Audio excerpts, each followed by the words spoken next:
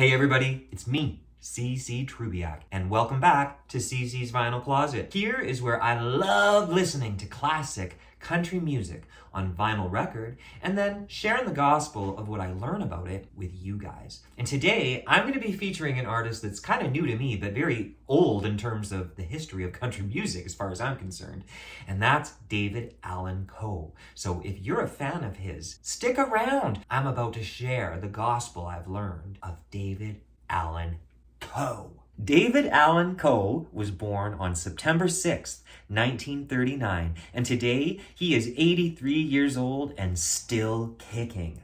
I've discovered he was born in Ohio, and like many of the greats of country music, he had a truly unique adolescence. He was sent to the Star Commonwealth for Boys Reform School at the age of 9, and sadly, he did spend much of the next 2 decades of his youth in correctional facilities, including 3 years at the Ohio Penitentiary. Not many stories like this in the history I've been learning, let me tell you. However, I love soaking in this history, and it actually enhances my listening experience to these old, remarkable albums. So, after David Allan Coe concluded a prison term in 1967, he would embark on a music career in Nashville. City of dreams, right? Apparently, even living in a hearse, he'd park outside the Ryman Auditorium while he performed on the streets. Story goes he was discovered by Shelby Singleton, owner of the independent record label Plantation Records, and signed a contract with the label. Oh, David Allan Coe is also a retired member of the Louisville, Kentucky chapter of the Outlaws Motorcycle Club. Wow. He sounds like an original outlaw if you ask me. I won't even get into the stories that I've been reading pertaining to alleged claims that he was put on death row after killing an inmate who made sexual advances. These claims were later refuted. Let's just say controversy seems to have surrounded him. Perhaps a persona, but here at CC's Vinyl Closet, I am mainly interested in the music. So, what have I discovered? At CC's Vinyl Closet, I've got only a couple of David Allan Coe vinyls at this point. That will change though, but there will be more. He has released roughly 42 plus albums between his 1970 debut and 2014. And here in my collection, I have his third release, The Mysterious Rhinestone Cowboy, released on Columbia Records in 1974 and produced by Ron Bledsoe. David was 35 years old in 1974.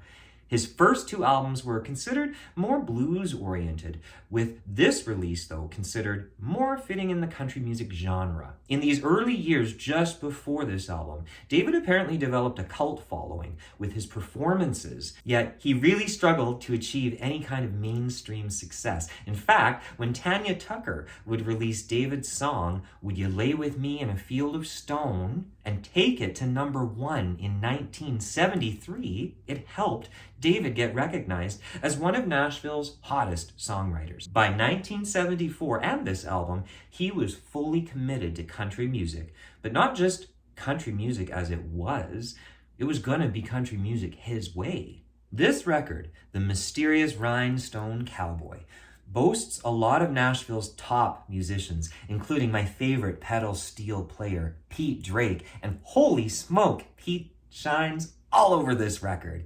And this record marks part of the early evolution of outlaw country. Apparently, the title refers to the gimmick Coe adopted several years before Glenn Campbell had a hit with that song, Rhinestone Cowboy. David would later describe David Allan Coe, the performing star, as a very separate entity from him, the real person, a sort of protective mechanism. If I had to describe the music on this record, I'd appreciatively describe it as alternative, edgy, even cinematic too. From what I read, it creates a template that he'd only continue with future records. Now that's promising to me. There's a total of 10 songs on this album, and running throughout I hear themes of loneliness, loss of pride, and search for identity, and an appreciation for the past. All of these songs position him as a character, as a doomed, lonely sort of troubadour.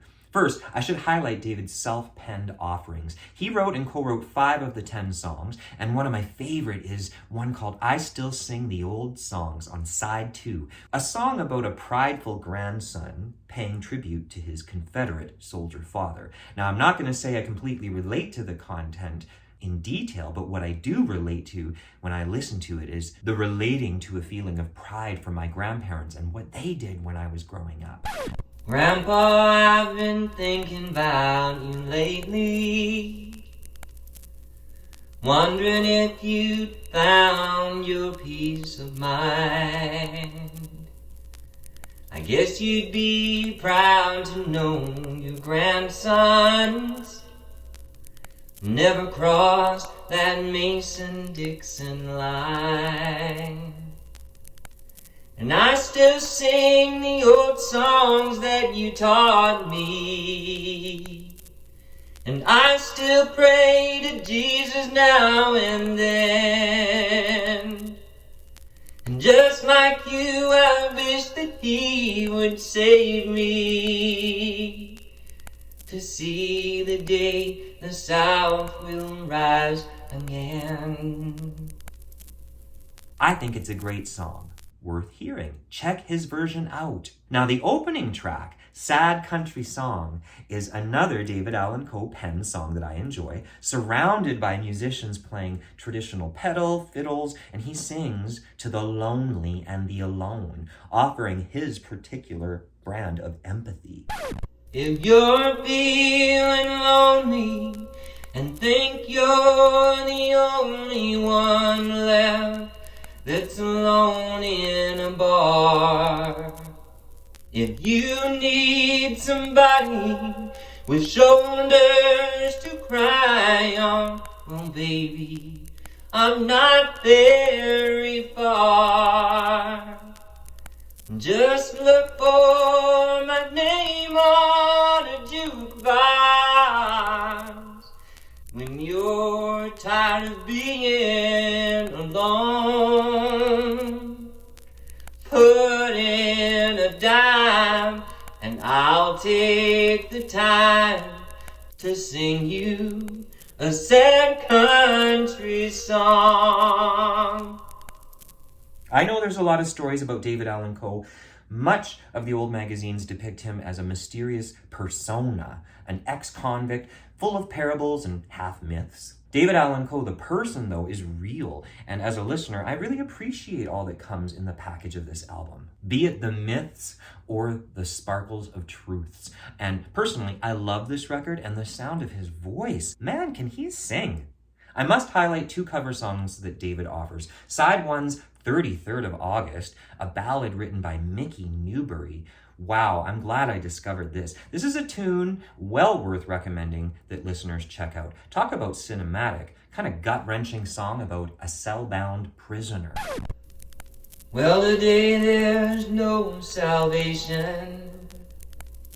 The band's packed up and gone, and I'm left standing with my penny in my hand.